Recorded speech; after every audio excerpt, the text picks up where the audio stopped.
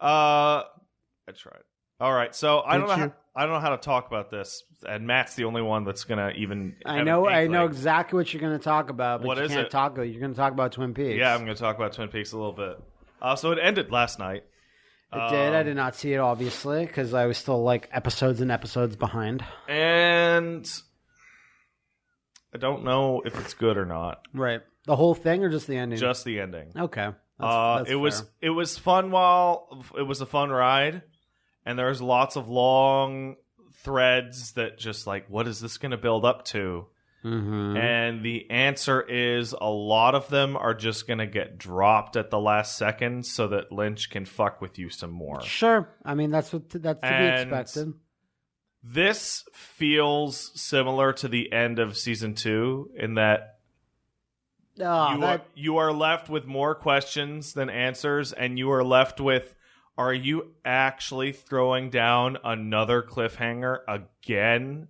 But it doesn't feel like it's an attempt for a season 4. This feels like it's supposed to end like this. Really? If that makes any sense. Yeah, no, I can see that. I've been poring over message boards all last night and this morning, just like, can somebody please tell me? Well, can Vati make a lore video that explains this shit? My Twin Peaks video.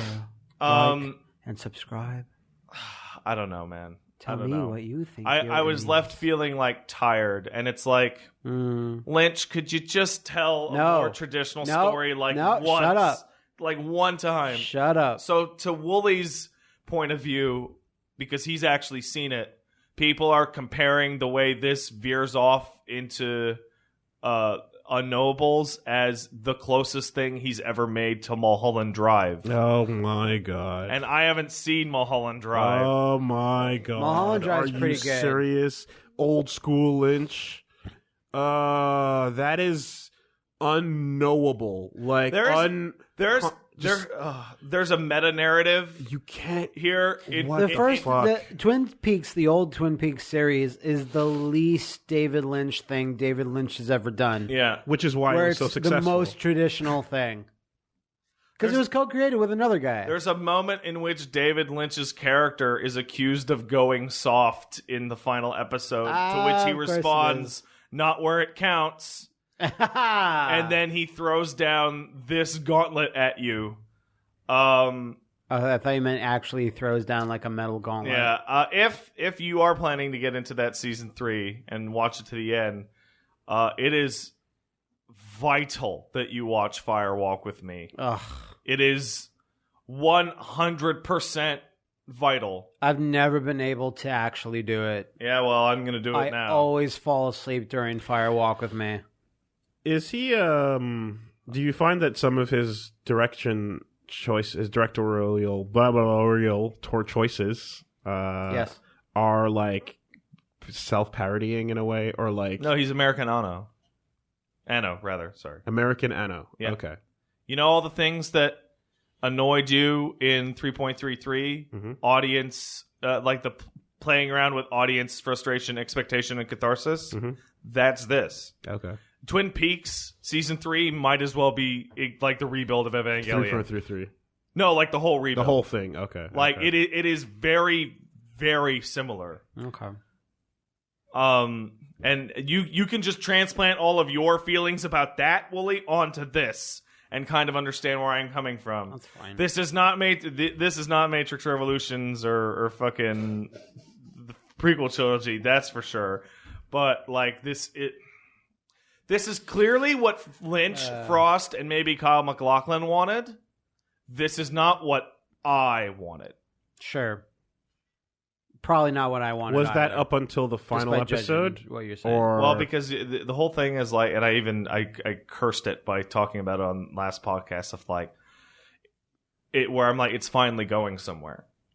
Yeah, okay. He said that last week. It's all worth it because it's gonna go somewhere. So up until conclusion, you actually were on board. Yeah. Yes. Well, the bigger problem is that there's a lot. So a lot of plot threads get left by the wayside, and it's either, I guess, to be picked up in the future or just to leave you wondering or whatever. But the plot threads that got left by the wayside are all the ones that I care about more than the main story.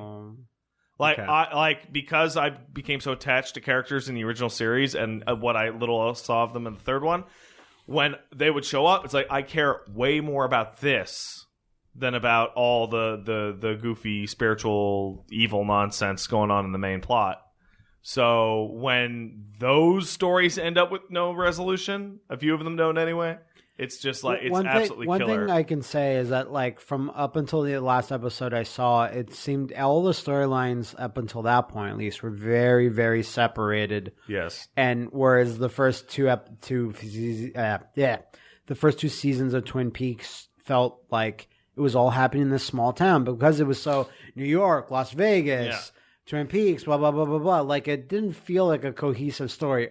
Up until that point I saw. So what you're basically saying is that even up until the last episode, it's still not because they just drop plot lines? They just drop a bunch of them. That's disappointing. They introduce one near the end, which is by far the most compelling thing about the whole show, and then they drop it without any mention ever again. And it's like, no, I care more about the answer to that question than every single thing that's happened in these last two episodes. That's infuriating. I saw some people that would drive me absolutely because I saw some people crazy. I like follow or whatever. There's like Dan, the artist Dan, and then there's like Jay from Red Letter that's like, this is the greatest it's ever been, like, oh, so amazing. And I'm like, I haven't seen it, but like, oh yeah, like it's a film student's wet dream. Oh, okay, sure. Like you go, I've been trawling around on every forum that you can find looking for people talking about it, and it's just like, oh, you guys are idiots. Episode 8 was the masterpiece of television cinema. It's like episode 8 was really boring and overdone and took forever. And like, oh, that scene with the headlights, that was so terrifying, and that ever presence of dread. And it's like, oh, there's a scene in which characters are driving somewhere on a highway, and there is a pair of headlights behind them. Lost highway. That lasts for maybe 5 minutes, and they keep checking to see, and the headlights are that weird perfect distance behind them the whole time. People are like, what a terrifying, it's like dream logic. And it's like, I'm bored. I'm fucking bored. Shut up.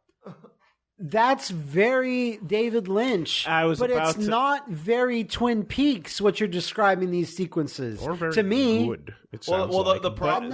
good is... Well, here's the thing is that, no, Lynch, like, that's the thing is, like, if you're being true to what he is in his other work, as far as I know, because I don't know Twin Peaks, but I've seen some Lynch shit, you know, and, like, that all sounds way more in line with what he did outside of the series. Exactly.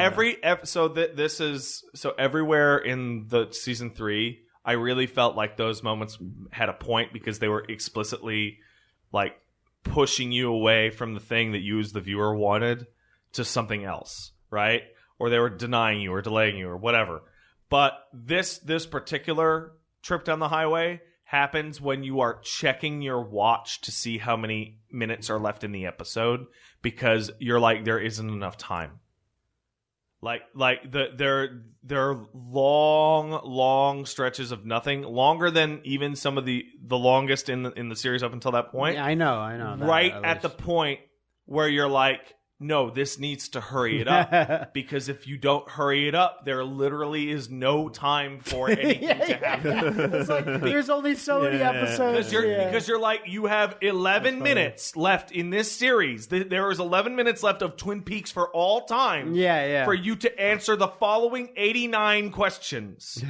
You have decided to answer 0 and add 100 more. Huh. Like, damn it. And you're saying it doesn't feel like they want to set up a 4th season. There's obviously a possibility, but this feels this feels more like a concrete ending that is vague rather than a cliffhanger ending that's begging for another season. Man, I had a really interesting. Actually, I think I brought it up to the podcast. The discussion I had after watching Black Mirror about breadcrumb based like television and writing versus whole, complete, thorough writing.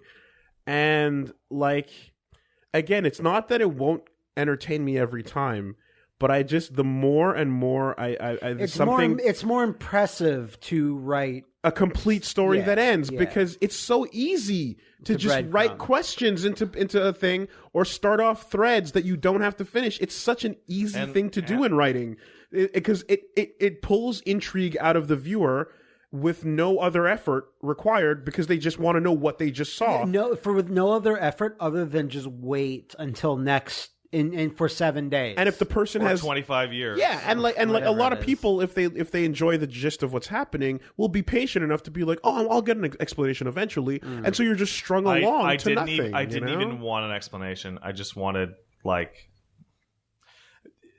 it's a little vague, but Matt, I'll get a better excuse of what I'm saying is like I didn't want explanations. I just wanted a few answers, right? Yeah. I didn't need the answer to make sense even.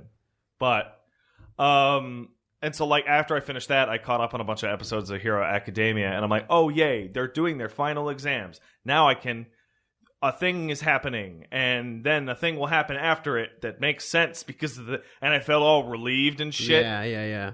You know those episodes of Ippo after the match? Yeah. When like you have a vague idea of Here's like 12 weeks of chilling out. Yeah, you have a vague idea of like who the next opponent's going to be, but not really. They just kind of introduce someone. Someone will hold up a poster. Yeah, or like newspaper someone will visit the gym, right, and then talk to Takamura.